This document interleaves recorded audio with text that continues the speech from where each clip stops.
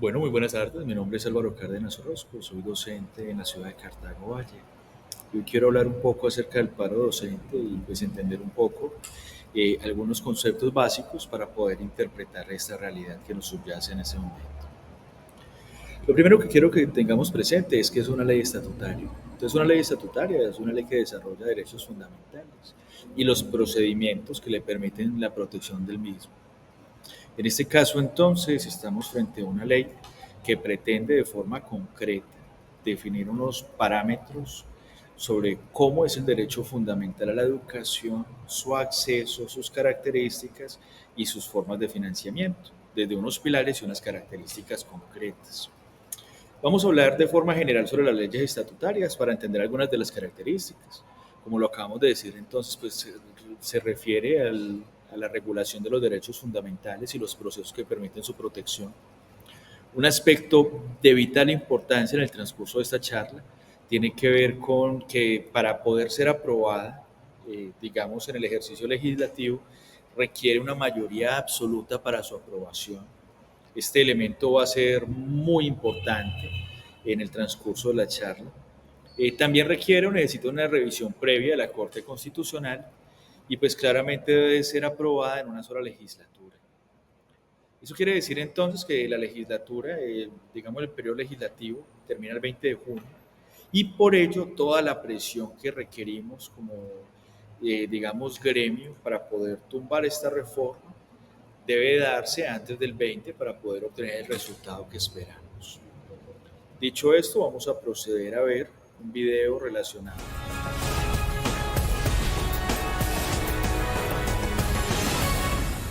En las últimas horas, el Ministerio de Educación radicó el proyecto de ley estatutaria de educación en el Congreso de la República. Esta iniciativa tiene 6 capítulos con 36 artículos que principalmente apuntan a regular el derecho fundamental a la educación. Pero aquí, en el tablero de Noticias Caracol, queremos explicarla con un poco más de detalle y por eso está con nosotros la ministra de Educación, Aurora Vergara. Bienvenida, ministra. Daniela, buenos días. Audiencia colombiana, muchísimas gracias. Buenos días. Bueno, ¿cómo garantizar que la educación sea un derecho? ¿Cómo lo quieren hacer y cuál es ese principal objetivo? Radicamos ayer ante el Congreso de la República con una audiencia maravillosa, con gran esperanza ante el pueblo colombiano, un proyecto que busca regular el derecho fundamental a la educación. Este proyecto lo que le presenta a cada familia colombiana es a qué tiene derecho en educación. Estamos fortaleciendo la educación inicial. Estamos abriendo la posibilidad para que más niños, niñas colombianas puedan empezar a formarse desde más temprano. Le estamos apostando a un preescolar de 3 años. Tenemos la visión que 2.700.000 niños y niñas puedan ingresar al sistema. ¿Para qué? Para que las madres colombianas puedan tener la certeza que cuando salen a trabajar hay una escuela que les recibe a sus chiquitos y a sus chiquitas en las mejores condiciones posibles. Este proyecto también regula el derecho fundamental a la educación media, a la educación superior y ofrece posibilidades de formación para muchas otras poblaciones. Bueno, veamos entonces los pilares y los elementos esenciales que destaca. Equidad, universalidad, igualdad, inclusión, pertinencia, entre otros. Llama la atención también la gratuidad. Aquí lo vemos. ¿Cómo garantizarlo? ¿Cómo lograrlo que efectivamente sea así? Este proyecto de ley crea un marco normativo para organizar el sistema de educación. Nos abre la posibilidad para que todas las familias colombianas sepan cuándo empieza el proceso de formación y dónde termina. Un artículo fundamental de este proyecto de ley es garantizar la educación superior como un derecho fundamental y por eso la gratuidad es importante, porque como gobierno nacional sancionamos una ley que permite que la gratuidad en las instituciones de educación superior amplíe las posibilidades de formación para muchas más familias. Esta posibilidad va a permitir que podamos aumentar la cobertura de un 55% donde está ahora, idealmente a más del 62%, lo que quiere decir que más jóvenes y más familias tendrán más y mejores oportunidades de formación. Uno de los reparos de los rectores de las principales universidades del país está enfocado a la calidad. ¿Cómo se va a garantizar que realmente la educación que se va a brindar tenga calidad, sea oportuna? Sabemos que como gobierno nacional Ustedes han escuchado múltiples preocupaciones que han manifestado rectores y rectoras frente a los proyectos de ley del sector de educación.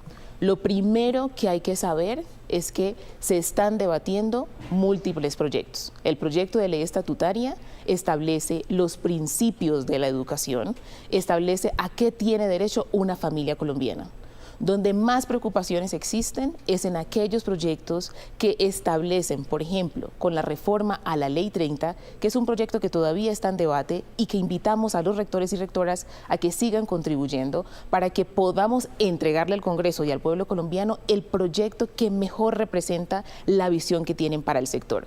Esto es fundamental porque allí vamos a tomar decisiones sobre el financiamiento. La apuesta que tenemos como gobierno no es marchitar instituciones. Por el contrario, es potenciar el florecimiento humano. Este proyecto pone el centro en las personas más vulnerables de la sociedad, los niños y las niñas. Entonces es fundamental que la discusión no nos lleve a confundir algunos proyectos. El proyecto de reforma a la Ley 30, que organiza el sistema de educación superior, aún está en deliberación en las mesas, aún está en deliberación en los diferentes espacios de concertación. El proyecto que radicamos ante el Congreso lo que hace es darle certezas al país acerca de cuáles son los derechos que tienen en educación y hemos dejado en manos del Congreso que nos permita abrir esta posibilidad. Ya que usted tocaba un término importante, vulnerabilidad, aquella población vulnerable. Cuando uno lee este proyecto y encuentra este elemento esencial, me regresan por favor, bueno, asequibilidad. ¿Cómo garantizar que llegue a todos los territorios la educación cuando ustedes hablan de tecnologías, pero hay lugares, hay zonas donde ni siquiera cuentan con internet? Maravilloso. Esa es la visión que tenemos con este proyecto de ley. La razón por la cual estamos dedicando tanta energía a un proyecto de ley estatutaria es porque el sistema de educación colombiano es momento que esté organizado y le garantice a las familias más vulnerables los derechos que por tanto tiempo han estado esperando. Este proyecto articula todo el gabinete y plantea acciones de formación integral en perspectiva de jornada extendida. ¿Qué abre este proyecto? La posibilidad que las escuelas colombianas puedan tener una formación en artes, en deporte, en programación y que podamos garantizar un mejor acceso en diferentes regiones. El Ministerio de Tecnologías trabaja de manera articulada con el Ministerio de Educación para conectar las escuelas. Este proyecto nos da la posibilidad de movernos en esa dirección para garantizar, por ejemplo, hay 3.000 escuelas en zonas rurales que necesitan mejor acceso a electricidad, mejor acceso a conectividad, transporte y muchas otras condiciones estructurales. Entonces, este proyecto lo que hace es organizar el Estado, organizar al gobierno para tomar decisiones inteligentes que permitan que las familias en las zonas rurales que necesitan oportunidades de formación ahora puedan contar con ellas. Bien, ministra, pasemos a otro de los puntos que también ha generado muchas dudas y es cómo van a quedar entonces los grados en este proyecto de reforma. Explíquenos cómo desde 0 a 3 años, por ejemplo. Muy bien. Es momento que el país pueda decir que la inversión más importante de nuestro presupuesto está en la generación de 0 a 3 años, entre 3 y 6 años. Lo que hace este proyecto es que amplía el preescolar. De manera sistemática, las familias colombianas acuden o al ICBF o a instituciones de cuidado en sus entornos más cercanos. Lo que hace este proyecto es garantizar que puedan empezar su formación en preescolar más temprano. Esto va a transformar las escuelas. Las escuelas van a ser lugares en donde va a llegar una generación de niños y niñas que vamos a permitirles una aproximación al conocimiento que transforme las inequidades que hoy enfrentan. ¿Qué reto tenemos? En los contextos más vulnerables, las familias trabajadoras que se esfuerzan día a día para salir adelante, cuando sus niños y niñas llegan a preescolar con 5 o con 6 años, ya se han configurado unas inequidades en sus cerebros que queremos revertir. Entonces, el preescolar se transforma y aquí vamos a poner nuestro mayor énfasis. Entonces, es fundamental en todos los debates que vamos a tener que cuando nos refiramos al proyecto de ley estatutaria, pensemos en la generación más pequeña. ¿Por qué razón? Porque las universidades tienen otros espacios de discusión con el proyecto de ley de gratuidad y con el proyecto de reforma a la Ley 30. Ministra, rápidamente pasemos a otra principal duda, los grados 12 y 13. Los grados 12 y 13. ya existen en Colombia en las escuelas normales superiores, las escuelas que forman a los maestros y maestras. Esto no quiere decir que tenemos grados adicionales en todo el sistema. Lo que quiere decir esto es que en las escuelas normales, donde existe un limbo jurídico en este momento, que llegan hasta 11 los estudiantes y luego transitan a formación de 12 y 13, que no necesariamente les reporta como formación en educación superior, pero estas instituciones sí cumplen con las reglas de juego del sistema de educación superior. Lo que planteamos con estos 2 grados adicionales es que vamos a dar posibilidades para que en las zonas rurales los maestros y las maestras puedan tener mejores oportunidades de formación, se articulen con el sistema de educación superior y a medida que avancemos en las deliberaciones de sector puedan contar con los beneficios de la política de gratuidad. Ministra, afortunadamente se nos agotó el tiempo, pero no quiero que nos abandone sin preguntarle rápidamente, por eso que nos llama la atención, las facultades especiales que tendría el presidente en caso de ser aprobada esta reforma. El sector de educación necesita muchos recursos para financiar estas apuestas, para garantizar que los grados de la media, donde se nos desaparecen del sector el 50% de los estudiantes, o mucho más, para garantizar que ofrecemos y garantizamos educación para adultos, para personas en situación de discapacidad, para pueblos étnicos, para personas privadas de la libertad, necesitamos más recursos. Si este proyecto de ley surte su camino de manera exitosa, el próximo semestre tendríamos que estar listos como país para poder financiar todas esas iniciativas. Por eso es fundamental que el presidente pueda tener estas facultades para poder tomar decisiones de financiamiento del sector que vayan en beneficio de todos los colombianos y colombianas. Bueno, pues ya veremos entonces cómo avanza este proyecto de ley estatutaria de la educación en el Congreso. Estaremos en Noticias Caracol contándoles, por supuesto, más y más detalles de estas dudas que surgen. Ministra, gracias. Daniela, a usted muchísimas gracias. Como se había anticipado, estas 2 semanas en el Congreso de la República van a ser muy complejas.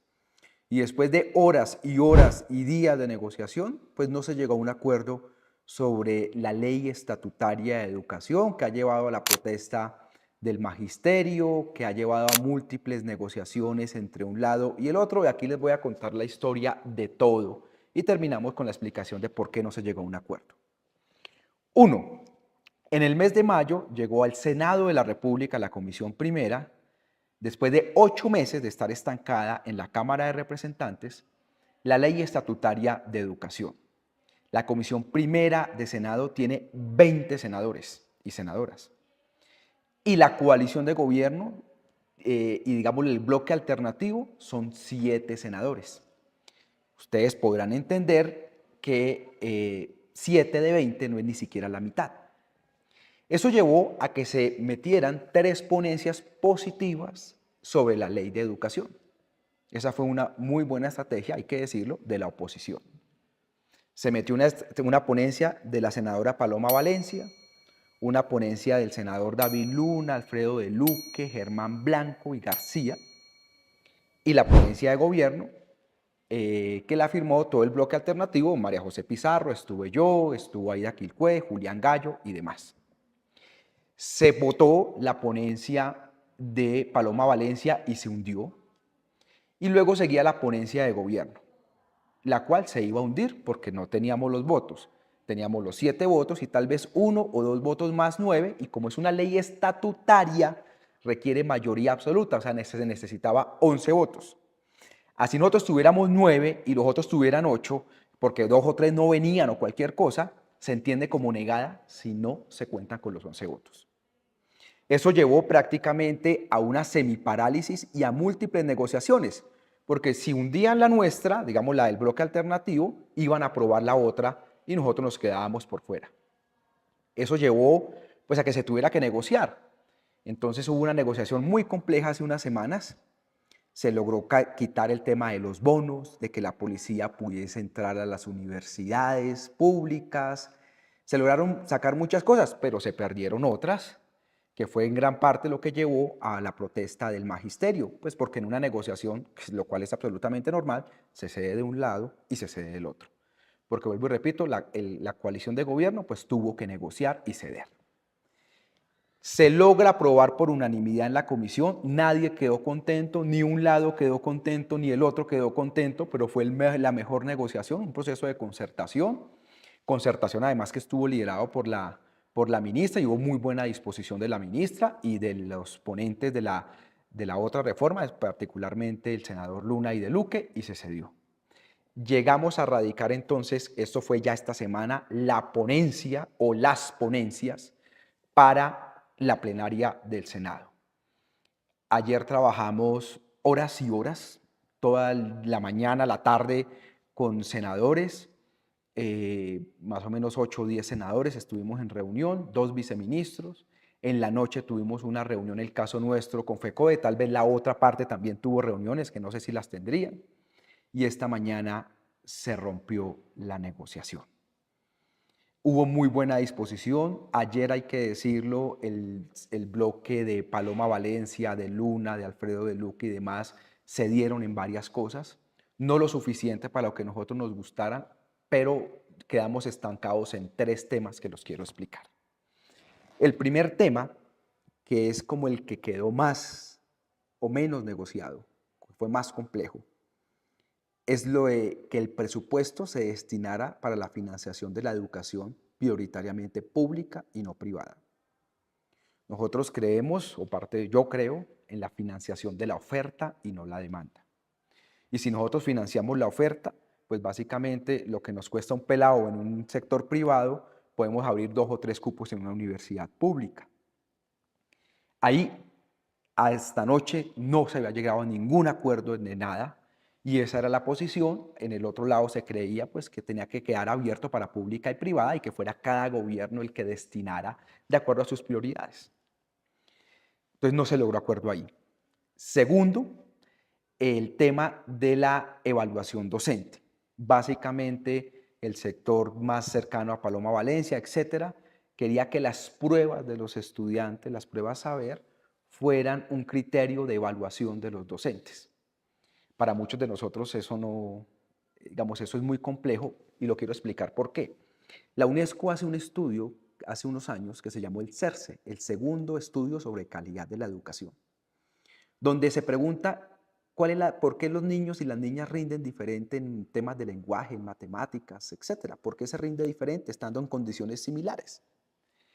Que si el colegio es público o privado, que si tiene una administración en la zona rural o en la zona urbana, que si el profesor está cualificado o no está cualificado, digo, con maestrías, doctorados y demás. Todo eso tiene un impacto entre el 10, 15%, pero hay 2 factores que hacen que un niño pueda rendir el doble. Uno, el clima escolar, y otro, la educación de la mamá. Entonces, en el caso, por ejemplo, mío, yo salí de un colegio público, ayer lo pregunté, solo 2 senadores, un senador Benavides y yo hemos salido de colegio público, el resto de senadores no. Nosotros en colegio público tenemos 3 horas menos de clase, porque tenemos doble jornada, porque había muchos niños. ¿Qué le vamos a echar la culpa a un docente de que uno no tenga que comer en la casa, o que el papá de uno, la mamá de uno no haya terminado la primaria, o que estemos viviendo en barrios estrato 1 o estrato 2 llenos de pandillas?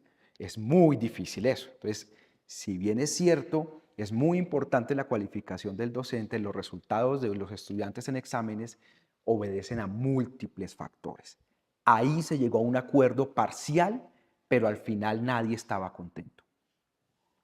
Y el tercero, que ya ha sido lo más ampliamente discutido en medios de comunicación, los temas de educación terciaria. Conclusión, nos vamos con 2 ponencias, una de gobierno oficial, se ha firmado por los senadores alternativos, entre esos estoy yo, y otra ponencia liderada por el senador David Luna, el senador de Luque, la senadora Paloma Valencia, que vamos para allá. Y el desenlace será entre el lunes y el martes de la próxima semana. Bueno, claramente a raíz de lo anterior, entonces tenemos unos elementos muy importantes a interpretar. Lo primero es entender que en este caso no se está jugando solamente una reforma, sino 3, una reforma agraria, una reforma completamente con relación al esquema pensional y por último, pues esta normativa de la cual nos llaman a colación. Todas estas requieren una serie de consensos en el Senado y en la Cámara y en consecuencia en ambas cámaras hay una minoría y por eso hay que hacer una serie de concesiones y acuerdos. Y estos acuerdos conllevan aspectos trascendentes muy importantes a considerar y que si no los tenemos presentes, pues fácilmente pues entramos a inducir al error.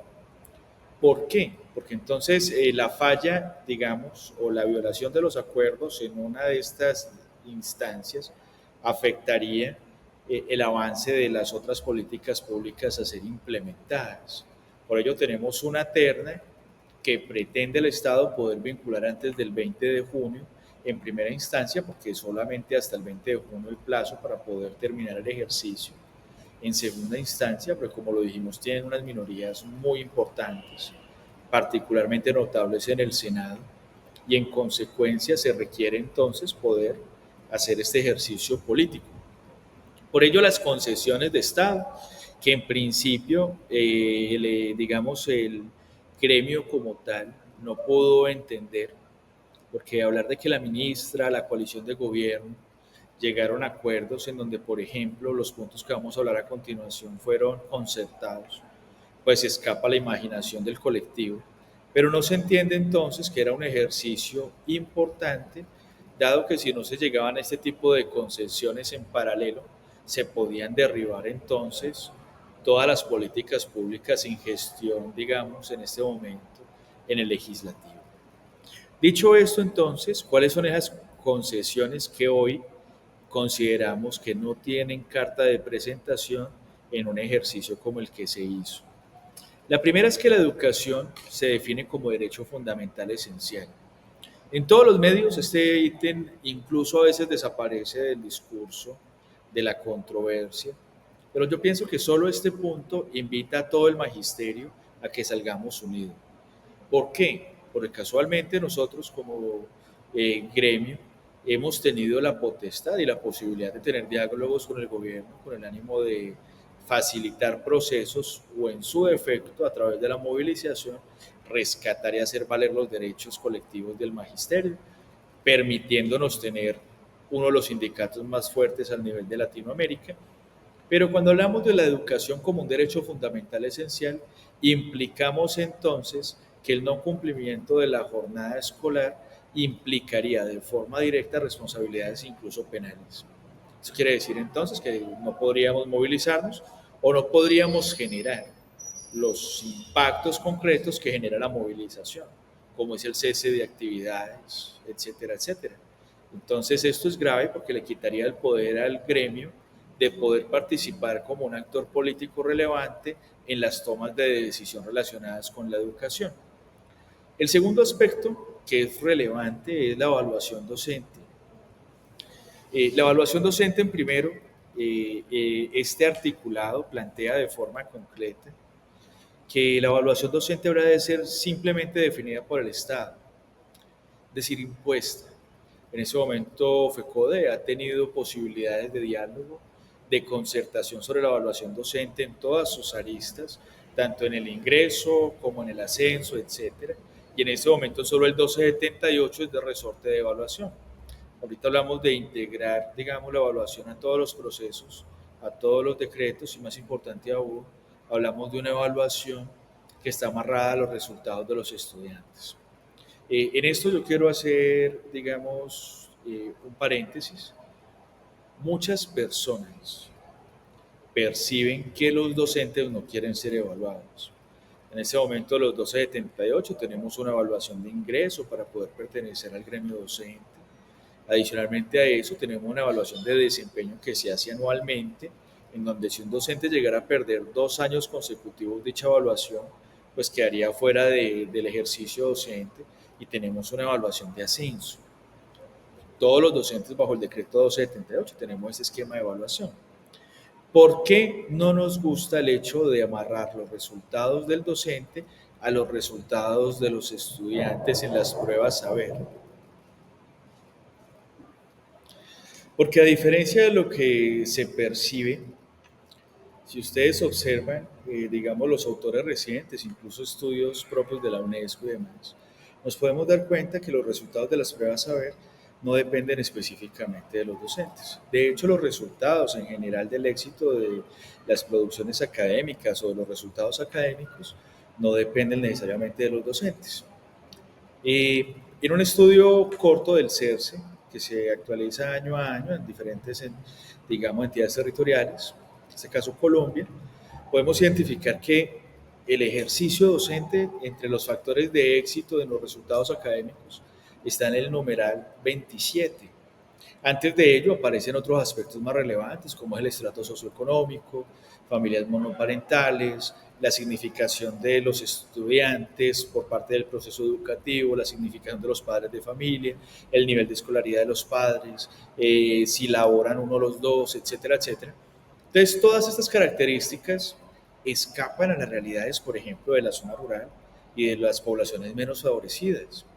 Eso quiere decir que si amarramos la evaluación a los resultados de las pruebas saber, probablemente estaríamos fácilmente perjudicando quizás al 90% de la población docente en todo el país, porque son ellos los que no han logrado obtener los resultados, y no porque no lo consideren, sino porque existe una problemática social a la cual esos resultados muestran síntomas. Es decir, la raíz de esos resultados no están en las transformaciones que pueda generar el docente. Claramente el docente normalmente pretende y busca mejorar los resultados, motivar a sus estudiantes, etcétera, etcétera. Pero en las problemáticas sociales de la actualidad, ese ejercicio es complejo. Y entonces estamos convirtiendo o estigmatizando el ejercicio docente en lugar de evidenciar las raíces que generan estos síntomas concretos, que son síntomas de problemáticas sociales muy profundos. En una tercera instancia tenemos esta situación de la privatización y mercantilización de la educación a través de los bonos educativos. No hay claridad sobre cómo se habrían de implementar estos bonos educativos, en cómo sería el mecanismo, pero si ustedes observan un ejercicio muy simple, muy superficial entre otras cosas, miramos una bolsa de dinero que no va en crecimiento, serían los mismos recursos, y luego miramos un docente, o digamos un estudiante en este caso, que quiere hacer un título de pregrado en una universidad pública y una privada, y miramos los costos. Nos damos cuenta de que claramente la educación privada es más costosa. ¿Cuántos estudiantes o cuántas matrículas podríamos pagar con la que un estudiante pagaría en una universidad privada? Si tu respuesta es que efectivamente hay una diferencia sustantiva en esos valores, entonces estaríamos desfinanciando la educación pública, reduciendo además de eso la cobertura, porque si son los mismos recursos y vamos a gastar más en otro tipo de institución, pues entonces efectivamente el dinero, el mismo recurso, va a alcanzar para menos estudiantes. Ese es un problema grande cuando pretendemos que como educación podamos universalizar el ejercicio, y desde el principio uno de los pilares de toda esta ley estatutaria era poder garantizar y mejorar, digamos, los rendimientos en cuestión de cobertura en educación superior pública en estudiantes a lo ancho y largo de todo el territorio nacional, ¿verdad? Por último, hablamos de que entonces hay una falta directa entre las posturas que FECODE en representación de todo un gremio, eh, que quiero que tengamos presente que FECODE ha sido uno de los acompañantes, y cuando hablo de FECODE hablo de la representación de todo el gremio docente, que ha sido uno de los actores sociales más importantes en el ejercicio político del presidente actual, en el ejercicio de apoyo al gobierno. Y entonces me parece que es triste que a la luz de las plenarias, a la luz de las condiciones que se requieren para poder formular estas políticas públicas que se estaban jugando, yo entiendo perfectamente que en la próxima vigencia legislativa es poco probable que estos proyectos puedan proliferar, dado que probablemente para Cámara y Senado van a ganar, digamos, candidatos de oposición, y en consecuencia era importante hacer estas reformas antes del 20 de junio, y todo eso lo entiendo. Pero claramente hubo otros espacios en donde se pudo sacrificar y no, digamos, usarnos como ficha de cambio o moneda de cambio para todo este ejercicio que se dio. Por eso yo creo que esa también es una reflexión importante a considerar por parte de las personas que participaron en la campaña del consenso dentro de este ejercicio de ley estatutaria. Yo entiendo que en un Congreso y en un Senado en donde tenemos minorías, pues es importante llegar a los consensos, pero era importante fijar posturas claras líneas rojas en donde no se podía acordar. Una de ellas, por ejemplo, el derecho fundamental esencial, acabando la protesta pública por parte de las manifestaciones docentes, o la privatización y mercantilización de la educación, en donde tampoco deberíamos poder tener un acuerdo, una aproximación en ese sentido. No obstante, entiendo las implicaciones políticas que eso tuvo, entiendo las consideraciones que como gobierno tuvieron que plantearse con el ánimo de poder presentar estas reformas, y pues espero entonces que nos dejen la oportunidad sus comentarios y nos cuenten sus apreciaciones, que controviertan los puntos de vista presentados y podamos crecer como sociedad a partir del debate. Muchas gracias.